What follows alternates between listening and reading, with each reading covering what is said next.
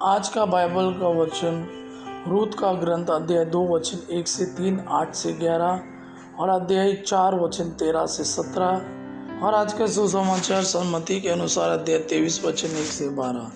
रूत का ग्रंथ अध्याय 2 वचन 1 से 3, 8 से 11 और अध्याय 4 वचन 13 से 17। अपने पति की तरफ से नोएमी के बोएज नामक एक संबंधी था।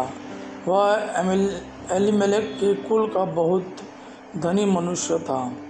मोआबेत रूत ने नोएमी से कहा, मुझे खेतों में जाने दीजिए, जो मुझ पर कृपा करेगा उसी के पीछे पीछे सिला बिनना चाहती हो। उसने उत्तर दिया, बेटी जाओ। वह गई और खेतों में फसल काटने वाले के पीछे पीछे सिला बिनने लगी। बोएज ने रूत से कहा, बेटी सुनो, दूसरे खेत में सिला बिनने मत जाओ, यहाँ रहो, मेरी नौकरानियों के साथ रहो।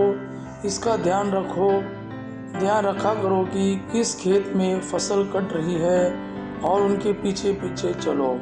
मैं अपने नौकरों को आदेश दे चुका हूँ कि वे तुमको तंग ना करें। यदि तुम्हें प्यास लगे तो नौकरों द्वारा भरे हुए घड़ों में से पीने जाओ। रूत ने साष्टांग प्रणाम किया और कहा, मुझे आपकी कृपा दृष्टि कैसे प्राप्त हुई? मैं तो परदेशिनी हूँ और आप मेरी सुधि लेते हैं। बोएज ने उत्तर दिया, लोगों ने मुझे बताया कि तुमने अपने पति की मृत्यु के बाद अपनी सास के लिए क्या क्या किया है। तुम अपने माता पिता और अपनी जन्मभूमि को छोड़कर ऐसे लोगों को यहाँ चली आई हो जिन्हें तुम पहले ही नहीं जानती थी। बोएज ने रूत को अपनी पत्नी के रूप में अपनाया। बोएज का उससे संसर्ग हुआ। प्रभु की कृपा से रूत गर्भवती हो गई और उसने पुत्र प्रसव किया। स्त्रियों में नोएमी से कहा, धन्य है प्रभु, उसने अब आपको एक उत्तराधिकारी दिया है और उसका नाम इज़राइल में बना रहेगा। वह आपको नया जीवन प्रदान करेगा और बुढ़ापे में आपका सहारा होगा, क्योंकि आपकी बहू ने उसे जन्म दिया है। वह आपको प्यार करती है और आपके लिए 7 पुत्रों से भी बढ़कर है।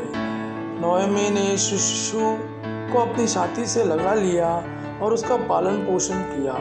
पड़ोस की स्त्रियों ने यह कहते हुए शिशु का नाम रखा, नोएमी के पुत्र को पुत्र उत्पन्न हुआ है।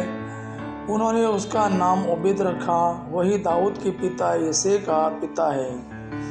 आज का सुसमाचार सम्मति के अनुसार अध्याय 23 वचन 1 से 12।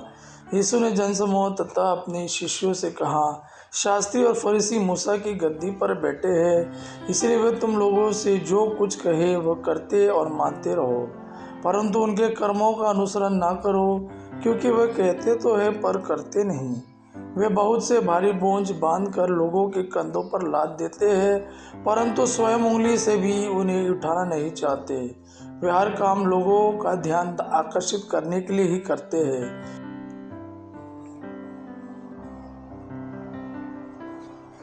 वे अपने ताबीज चौड़े और अपने कपड़ों के जब्बे लंबे कर देते हैं।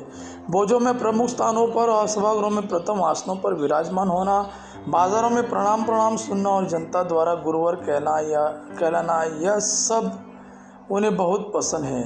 तुम लोग गुरुवर कहलाना स्वीकार न करो, क्योंकि तुम्हारा एक ही गुरु है और तुम सब के सब भाई हो। पृथ्वी पर किसी को अपना पिता न कहो, क्योंकि तुम्हारा एक ही पिता है जो स्वर्ग में है। आचार्य भी कहलाना स्वीकार न करो, क्योंकि तुम्हारा एक ही आचार्य है, अर्थात मसीह। जो तुम लोगों में सबसे बड़ा है वह तुम्हारा सेवक बने। जो अपने को बड़ा मानता है वो छोटा बनाया जाएगा, और जो अपने को छोटा मानता है वो बड़ा बनाया जाएगा। यह प्रभु का वाणी है। प्रभु को धन्यवाद। आपा पिता की महिमा और पुत्र यीशु का प्रेम आप पर सदा सर्वदा बना रहे। आमीन।